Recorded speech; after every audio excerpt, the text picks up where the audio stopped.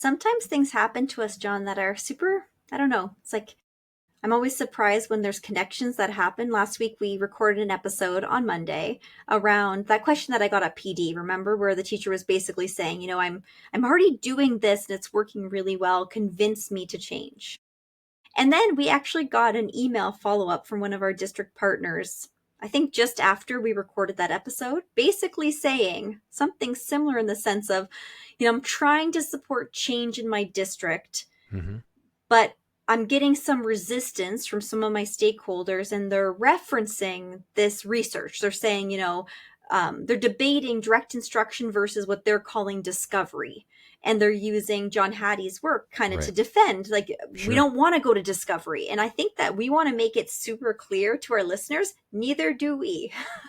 Yeah, no, and I think the question, was specifically about battling back the gradual release of responsibility. It's I don't want to switch. I'm trying to convince people that we should be teaching through problem-based tasks or teaching through curiosity first to generate questioning, to generate problem solving, and then pivot towards more direct instruction. And this person was like, everyone is saying, look, we've been making a strong push for the last number of years towards gradual release. The I do, we do, you do model. Like this is the math playbook from a long time ago, right? This is what we know works. And they're saying, look, we're relying on Hattie's work here that says we have a strong effect size. It beats over this. It beats over this. It's like we're using this to defend and cherry pick some of the results here that says that's actually really good. Why should we then switch to this type of lesson style for tier 1 instruction if say Hattie's saying we've got a strong or a larger effect size than some of these other things that you're talking about? So yeah, she's saying help, like what research can we use here? What evidence can we say actually teaching through problem-based tasks or teaching through that type of thing is something we should be recommending? Or maybe it's not. Maybe we've been going about this wrong. Well, and I thought that it was actually perfect that the debate was leveraging Hattie's work, because we're obviously Hattie fans, and I'm well versed in visible learning only because and I think I actually shared this on one of our podcasts, that when we were introduced to learning goals and success criteria here in Ontario, this was the book study that our school chose to do around metacognition, which has a really high effect size as well. And so what we often don't hear about in this debate, right, where we're talking about direct instruction versus what people describe as inquiry or discovery, is no one's talking necessarily, or I don't often use people using the term dialogic instruction, which when I went back to revisit visible learning and read through some of the chapters, I was like, dialogic instruction, I think, really captures what NCTM is trying to describe through the 8 effective teaching practices, what our tasks or approach reflect, which is this opportunity for students to engage in a rich task and co-construct understanding through opportunities to talk with each other, talk with the teacher, have mathematical debates and arrive at conjectures. But what makes it not discovery at all is that the teacher has a very, very clear plan. Yeah. And Hattie talks about teacher clarity as well as being one of the biggest impacts on student outcomes. And it's when a teacher is designing a lesson that leans into dialogic instruction, which is rooted in, of course, discourse and opportunities for students to talk and debate and co-construct a shared understanding, the teacher has the roadmap from the start of where we need to go. They have that clarity around what is the learning outcome that we're hoping to achieve in today's lesson.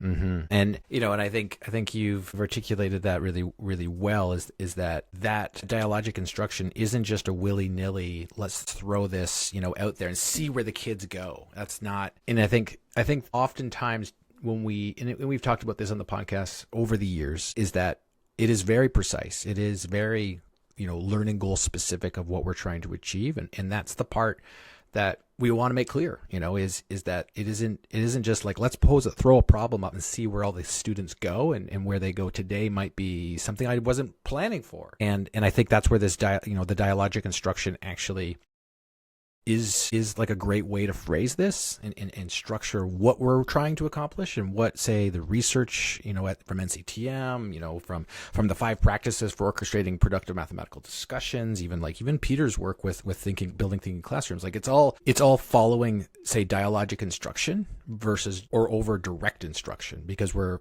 engaging students in thinking first and also critical discussion prior to, say, direct instruction. And I think that's really captured. Like, talk to me about the effect sizes then. Like, because the effect size of direct instruction is like, hey, this is a little higher, like 0.59 is the direct, the effect size that Hattie will quote for direct instruction, which may be higher than some of these other pieces that we're relying on, or other folks are saying, well, look, we're comparing them, but then talk to me about the dialogic effect size. Yeah, so dialogic instruction has an effect size of 0.82, which is pretty high. Like when you look at some of the other higher ones, it's like student self-assessment, metacognition, teacher clarity, they're all up in this same range of effect size. What I thought was really interesting, though, that was, I don't want to say new learning for me, but it affirmed my understanding, is if you read the section on dialogic instruction in Visible Learning, they talk about 2 types of tasks. Have you read this before, John? It's like there's like type 1 and type 2. Yeah, so type 1 is essentially when you give students a task to like initiate understanding. So I'm picturing like even the units that we write or some of the units we've engaged in, like Kathy Fosno's units, where it's like the initial task is to almost like set the context, set the scenario. It's leveraging background knowledge. And so sometimes people will argue, I can't just give them a task if I haven't taught them yet. But it's like that first task is really to like initiate new learning. And it should bridge between previous experience, background knowledge, and where we're going on this journey. So initial task is type 1. And then they talk about type 2 task, which is where now we're deepening our understanding. What's really interesting is what happens in between type 1 and type 2? Probably some direct instruction. And like that's what the book also talks about, is then we said this, and that's why I said like this teed us up perfectly coming off of our last Monday episode, where it's like it's not neither or. Like it's like we are definitely, there are places for direct instruction within our math block. That direct instruction might come in the consolidation on day 1, where it's like at the end of students grappling with the problem, they're going to then, receive some direct instruction that's scaffolded, that's sequenced, that's modeled, that leads into some purposeful practice. But then they're going to have an opportunity to go into a type 2 task where they're now taking that new learning and they're applying it in a new and novel way. But again, the research that they were referencing, this meta-analysis by Hattie, says that when students grapple, and this is actually echoed also in NCTM's principles to actions, like the learning has a better chance of sticking if students are the ones who are grappling versus just like a sit and get, and so I thought that it was great that this was, lucky for us, I guess, that when we got this email that was basically saying like, help, I'm getting some resistance from some of my stakeholders. They're referencing this particular research. They're saying that direct instruction is a more powerful move for teachers. I love that in the chapter, it really shares this idea that we shared on our last episode, which is we're not talking about, then like what they actually say is that great teachers do both. Great teachers know that there's a place for dialogic instruction where students are talking and grappling and problem solving and sharing ideas and coming to a shared understanding and making their own conjectures. There's a place for that. There's also a place for some direct instruction where the teaching is very structured and it's very sequenced and it's going to lead to practice. Like there's a place for that. And I also, this, I think that the gradual release model does live somewhere in the tiered approach. Like there are some times where in a tier 3 environment where I might rely on an I do, we do, you do, because I'm trying to really consolidate a particular skill with a group of students, but it wouldn't be our go-to approach for tier 1 instruction. Initially. Right. Initially. So it's like because when I think about that consolidate phase in, say, the 5 practices, or the connect phase in the 5 practices, is like, what do I want them to actually, take away here? And what is that skill now that I really want to reinforce? And that might be a great place for that. We used to, in the past, we've called it tying it up with a bow. And there's a lot of times as you get to the end of a lesson, a problem-based lesson, and you don't tie it up with a bow, then you're leaving kids, they're walking out the door going, I'm not sure exactly, like we had maybe, hey, it was more engaging today than previous years, but I'm not sure exactly what math we did here or what we're really expected to do next. And I think that's where, say, that directness comes in, to say this was the learning goal here by the end or by the middle. It often reminds me of the flow, like keeping kids in flow is a master skill, because if we're going to start with problem-based lessons, it's like, is now the time for me to do a little bit of direct instruction to keep them in flow? And then we can come back and do a little bit more thinking and then, or problem solving, and then keep them in flow again. And pull people together and have, say, those moments where we're saying, like, I'm going to do this and I'm going to model this based off some of the experiences that we've now shared. And then I'm going to ask you to go do it. And then I'm going to be walking around and supporting at that point. Like that's the idea that I think about, where you interject, but it's like the master skill comes from knowing when to do that. And I think, experience can help with that. Solid understanding of the math you're teaching is going to help with that. And both of those things combined, like, make the master teacher. I feel like for our listeners, if they're finding that they are also getting this resistance, and I think we mentioned that last time, like, I don't think our listeners are the ones that are saying, you're promoting discovery and it has an effect size of, 0.27. I think that generally our audience has adopted a task-based approach, I would imagine. Many have. If not, though, like, if you are listening and you're thinking, I'm just not sure, I definitely think going in and reading, there's a table in Visible Learning where they look at direct instruction and dialogic instruction side by side. And they talk about the distinction between the two approaches to instruction. And again, not saying that, yes, effect size is higher for dialogic instruction, but that there's a place for both within a comprehensive math block, but really to deeply understand how they're different and how dialogic instruction is not discovery, where you were just throwing out a task and hoping for the best and not providing any support to students. I think that table's helpful just to gain clarity around what it is. And maybe I think it's helpful for us and our listeners to say, like, this is what we're talking about. Like, we're talking about giving students an opportunity through intentional prompts, through the use of 5 practices, through that really well-planned facilitation of a task for them to construct a shared understanding of, and to, uncover some of these conjectures. So I think that's like the first part is, if you've never read about dialogic instruction, you are, trying to make sense of what this looks like, sounds like, that's a great place to start for you. Or if you're also, like the email we received, getting some resistance, maybe from your principal or from your colleagues, and they're saying, direct instruction is the way to go. This is the research around it. Maybe that's a place for you to go as well, just to say, like, hey, have you read about dialogic instruction?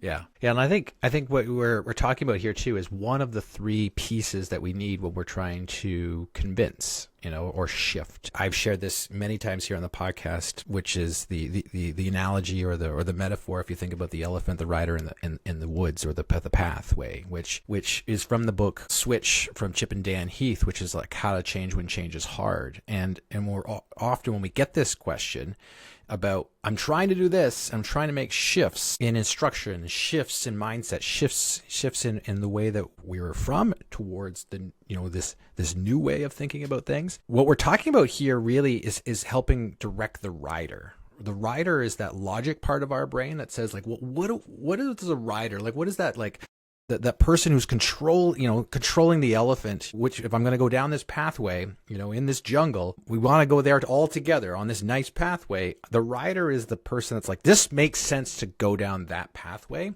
And if you're going to go down the pathway, which is change and shifting, then you need to do, you need to direct the rider, you need to motivate that elephant, and you need to make sure the path is clear. But so when we're talking about data, and we're talking about evidence, and we're talking about research, I often think, like, that's an important part to help direct that rider. We have to make it clear that this makes sense to go down here, and you're not the first one to go down this pathway.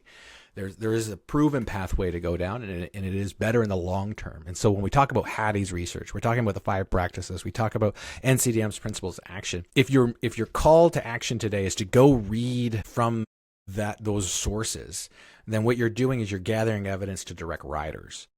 Don't forget that the bigger part here is to motivate the elephant. So this person who reached out to us, this district partner, she's now gathering evidence to say, I've got now my support to direct the rider, but I also have to make sure that I'm motivating the elephant, which is alleviating the fears of doing the thing that makes sense. Like the elephant is the bigger piece here, right? Like if you're going to try to go down this pathway in the jungle and the rider's like, I want to go down that pathway, and it makes sense to do it, but the elephant's like, I don't want to go down there because it's scary, then you're not going down there. So the other part of, say, motivating the elephant is trying to provide the experience and what does it look like, sound like to do these types of things. So back in the world of, say, dialogic instruction is how many times or how often have we really given a clear picture to our educators what that looks like, what that sounds like, making sure that it's like, this is safe to go down here. These are the pieces that you're going to be battling.